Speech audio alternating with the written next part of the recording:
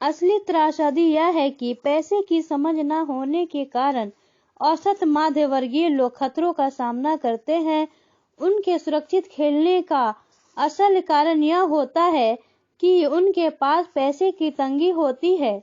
उनकी balance sheet में balance नहीं होता। उनका संपत्ति वाला कॉलम तो खाली रहता है जहां से आमदनी आती है, जबकि उनके दायित्व वाला कॉलम पूरा भरा रहता है। सामान्य तौर पर उनकी आमदनी का इकलौता साधन उनका वेतन होता है। उनका जीवन यापन पूरी तरह से उनके बॉस पर निर्भर होता है, और जब सचमुच जिंदगी में एक बार आने वाला मौका आता है तो ये लोग उस मौके का फायदा नहीं उठा पाते, क्योंकि वो इतनी कड़ी मेहनत कर रहे हैं। इसलिए वे सुरक्षित खेल खेलते हैं, सबसे ज्यादा टैक्स चुकाते हैं और कर्ज के बोझ से दबे रहते हैं। जैसे मैंने इस खंड के शुरू में कहा था, सबसे महत्वपूर्ण नियम यह है कि संपत्ति और दायित्व के बीच के अंतर को पहचाना जाए। एक बार आप इनमें फर्क समझ लें, इसके बाद आप आमदनी देने वाली संपत्ति खरीदने की लगातार कोशिश करते रहें। यह अमीर बनने की राह पर चलने का सबसे बढ़िया तरीका है। इसे करते रहें और आपका संपत्ति वाला कॉलम बढ़ता रहेगा। अपने दायित्व और खर्च को कम करने की कोशिश भी करते रहें।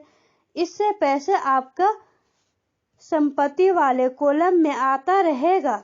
जल्द ही आपका संपत्ति वाला कॉलम इतना ज्यादा मजबूत हो जाएगा कि आप और ज्यादा जोखिम वाला निवेश कर सकेंगे। ऐसे निवेश जिनमें 100% से अंत तक फायदा हो सकता है। ऐसे निवेश जिसमें $5000 की रकम जल्द ही $10 या इससे ज्यादा हो जाती है। ऐसे निवेश जिन्हें मध्य वर्ग बहुत जोखिम भरा मानते हैं। निवेश जोखिम भरा नहीं है, यह उस व्यक्ति की पैसे की नासमझी है, वित्तीय निरक्षरता है, जो उसे बहुत जोखिम भरा बना देती है। अगर आप वही करते हैं जो सभी लोग करते हैं, तो आपको यह चित्र मिलेगा। आय में मालिक के लिए काम करते हैं, व्यय में सरकार के लिए काम करते हैं, संपत्ति खाली रहता है और दायित्व बैंक के लिए काम करते हैं। एक कर्मचारी होने के नाते जो घर का मालिक भी है, आपकी नौकरी का पैटर्न सामान्यतः यह होता है। पहला, आप किसी के लिए काम करते हैं। तनख्वाह पर काम करने वाले ज्यादातर लोग मालिक को या शेयर होल्डर्स को ज्यादा अमीर बना रहे हैं। आपकी कोशिशों, मेहनतों और सफलता के दरअसल आपका मालिक सफल होता है और उसके रिटायरमेंट में मदद मिलती है। दूसरा, आप सरकार के लिए काम करते हैं। आप इसे देख पाएं, इसके पहले ही सरकार आपकी तनख्वाह में से अपना हिस्सा ले लेती है। ज्यादा कड़ी मेहनत करके आप सरकार को देने वाले टैक्स में बढ़ोतरी करते हैं। ज्यादातर लोग जनवरी से मई तक सिर्फ सरकार के लिए काम करते रहते हैं। तीसरा, आप बैंक के लिए काम करते हैं। टैक्स चुकाने के बाद आपका सबसे बड़ा खर्च आमतौर पर अपना मॉर्टगेज और क्रेडिट कार्ड का कर्ज चुकाना होता है। अगर आप सिर्फ ज्यादा कड़ी मेहनत से काम करते जाएं तो समस्या यह है कि तीनों ही मामलों में आपकी ज्यादा मेहनत से ही किसी और को ज्यादा फायदा मिलता है। आपको यह सीखना चाहिए कि आपकी ज्यादा मेहनत से किस तरह आपको और आपके परिवार को सीधा फायदा मिल सकता है। अगर आप यह फैसला कर भी ले कि आप अपने काम से काम रखेंगे, फिर भी आपको यह नहीं पता होता कि आपके लक्ष्यों को किस तरह से निर्धारित किया जाए।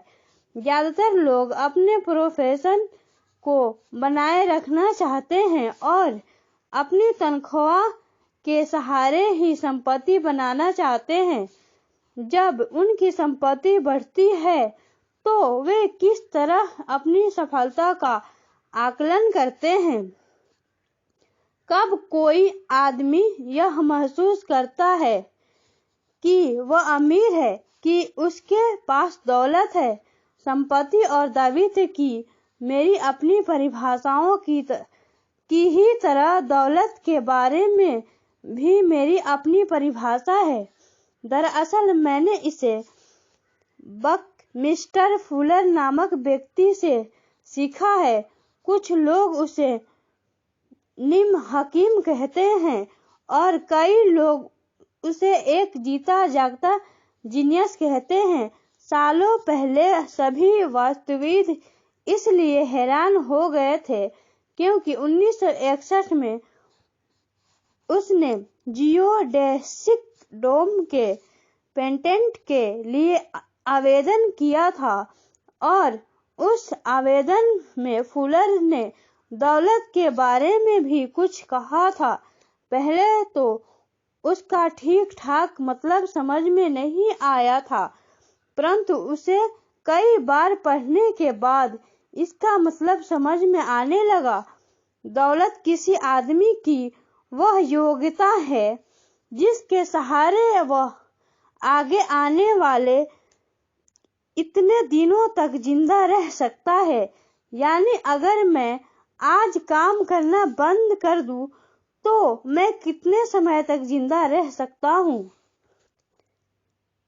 यह नेटवर्थ की तरह नहीं है जो आपकी संपत्ति और दायित्व के बीच का अंतर है। हर व्यक्ति को लगता है कि उसके पास जो सामान है वह बहुत कीमती है, परंतु इस परिभाषा से सचमुच सही आकलन किया जा सकता है। मैं अब आकलन कर सकता हूँ और सचमुच जानता हूँ कि आर्थिक रूप से आजाद होने के मेरे लक्ष्य के संदर्भ में मैंने कितनी तरक्की कर ली है। हालांकि नेटवर्थ में ऐसी चीजें भी आ जाती है जिनसे पैसा नहीं आता, जैसे वह वस्तु जो आपके गैरेज में खड़ी है। दौलत का सीधा सा हिसाब यह है कि आपका पैसा कितना पैसा बना रहा है और इसलिए आप आर्थिक रूप से कितने दिनों तक जिंदा रह सकते हैं।